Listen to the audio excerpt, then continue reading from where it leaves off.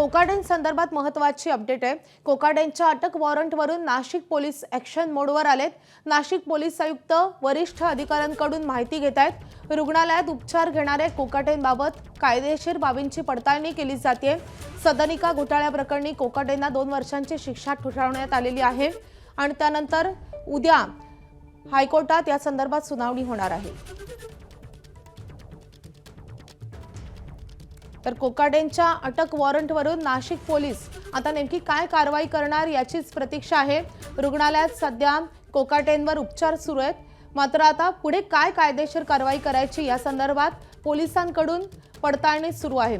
या संदर्भात अधिक अपडेट घेण्यासाठी आपले प्रतिनिधी मुकुल कुलकर्णी आपल्या सोबत आहेत। मुकुल, पोलीस आता उद्याच्या कोर्टाच्या उच्च न्यायालयाच्या आदेशाची वाट पाहणार की तत्पूर्वीच कोकाटेंवर कारवाई होणार?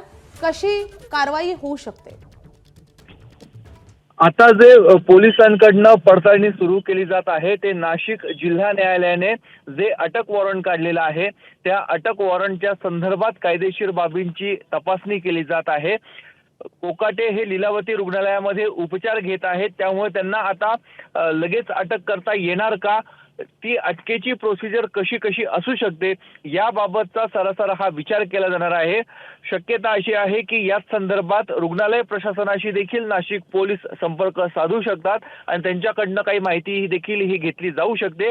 त्यामुळे आता वरिष्ठ पोलीस अधिकारी आणि नाशिकचे पोलीस आयुक्त यांच्यामध्ये बैठक सुरू आहे आणि यानंतरच पुढची भूमिका नेमकी काय असणार आहे।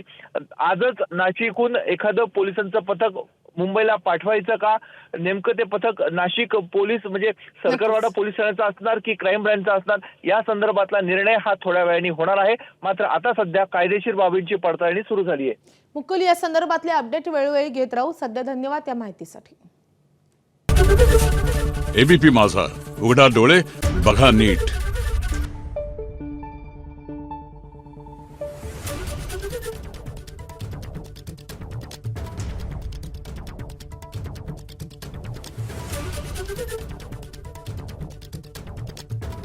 Thank you.